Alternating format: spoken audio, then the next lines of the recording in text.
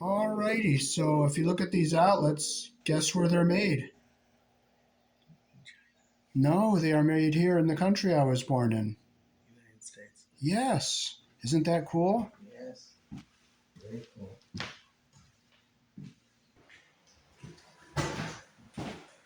Alrighty. We got an outlet here that's all full of paint.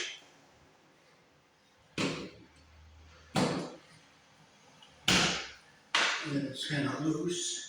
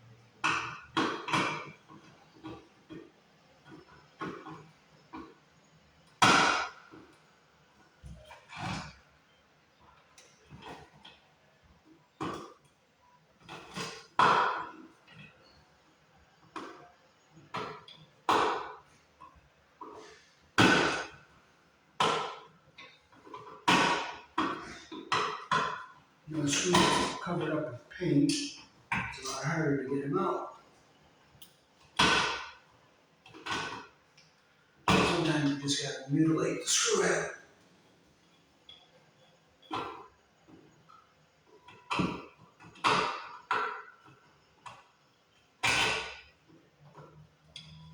If it gets mutilated, it gets mutilated. Don't worry about it. You grab it with a pair of pliers and take it off.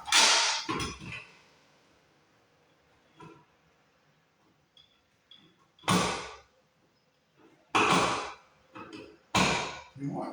Pliers it is.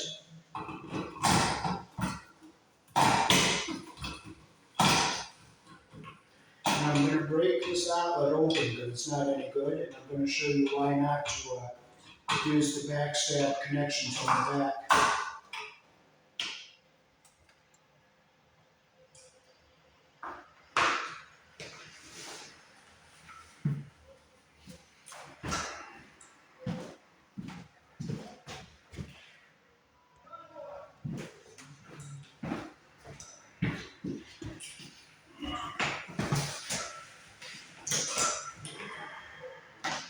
Now I'm going to show you the best way to wire an outlet. Okay, so we'll just cut these wires off here.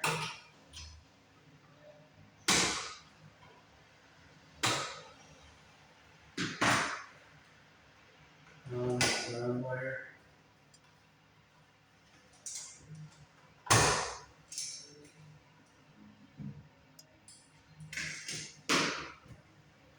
Okay, so we have our, here in the country I was born in, white is neutral, black is live, and your bare wire or green wire is your ground.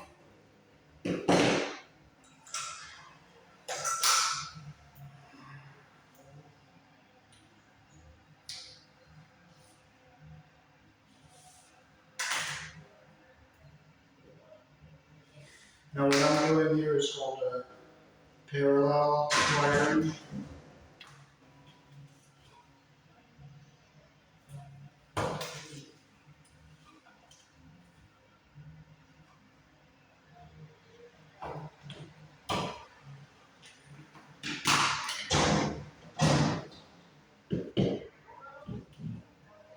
So you gotta do is get your insulation even at the bottom.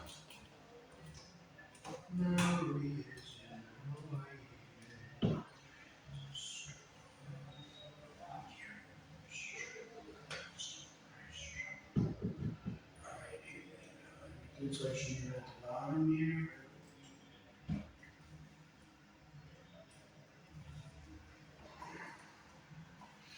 twist them so they're even, cut them so they're even. You put your wire nut on.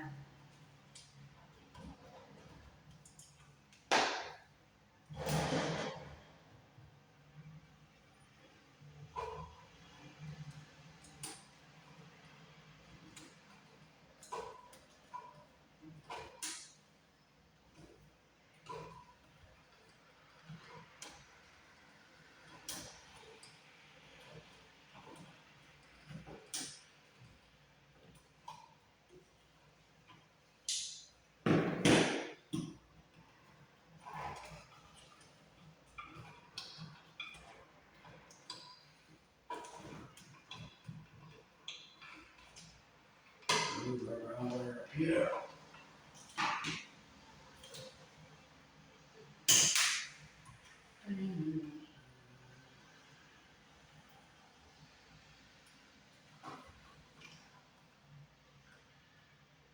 We'll strip our first control.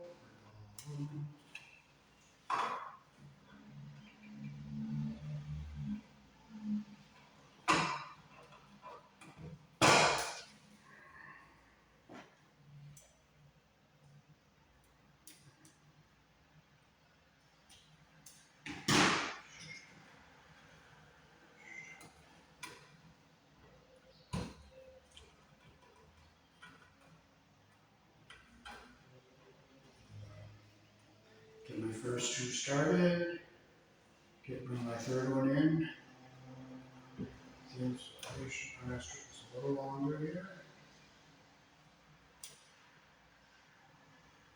You always strip with the hole that matches the wire size. Because if you use one that's too small, you'll make a weak spot in the wire. And if you use one that's too big, you may leave some insulation behind and get it in the connection. You don't want that.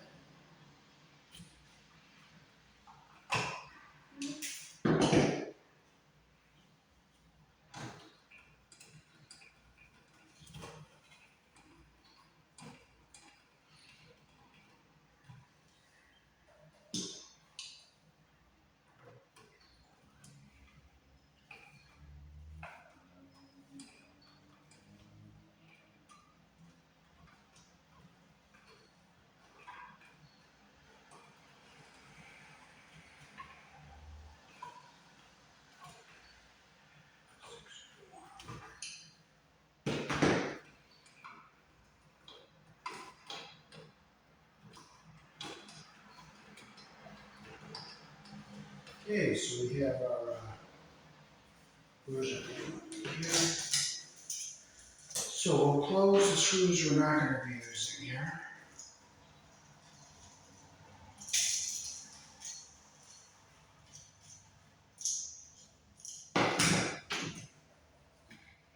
We'll make our loop the direction that the screw turns. I take off about 1 inch, so I get a nice wrap around the screw.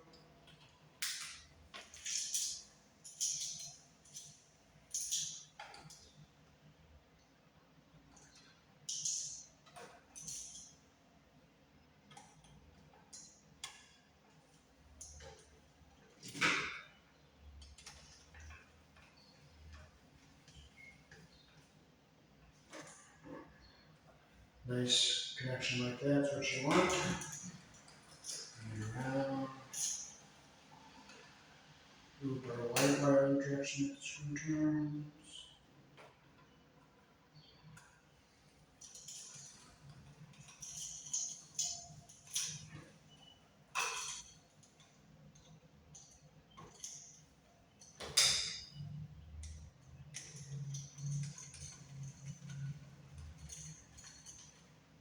Make sure it's tight, you have a nice connection.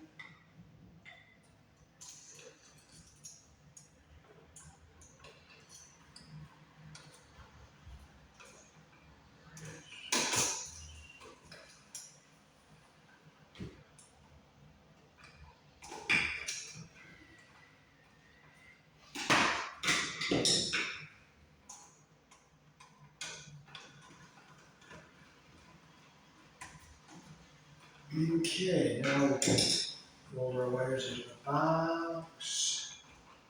Keep the That way down away from everything.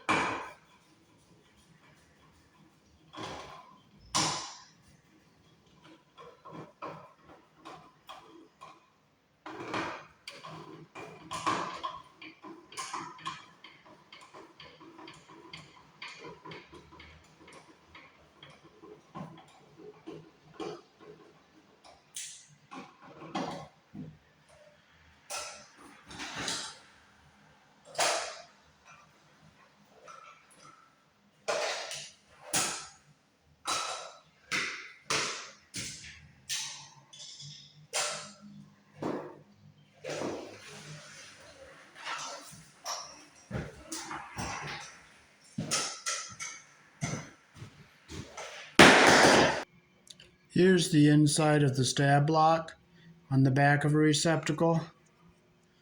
See this little tab here? All it does is push up against that wire, and it's not giving it much connection there. So I'll show you how this works when you put the wire in the hole in the back.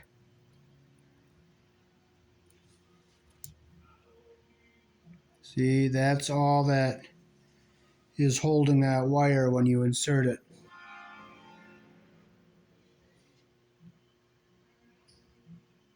And the reason I like to pigtail behind all my outlets, when you go in one screw and out the other screw, all the load that's downstream is going through this little tab here on the side of the outlet. And if that breaks, you'll lose all the stuff downstream. So if you pigtail behind every outlet, you'll avoid having a lot of load on that little tab right there. And there's that little tab up close that's carrying a lot of load if there's outlets in series downstream.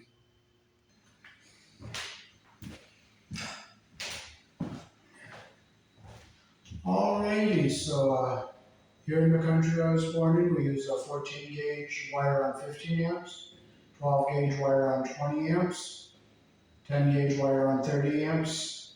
But for your lighting and outlets, it's 14 and 12. And black is live, white is neutral, and the bare or the green is the ground. Red and blue are also your live colors. So what I showed you is the best way to wire outlets in parallel.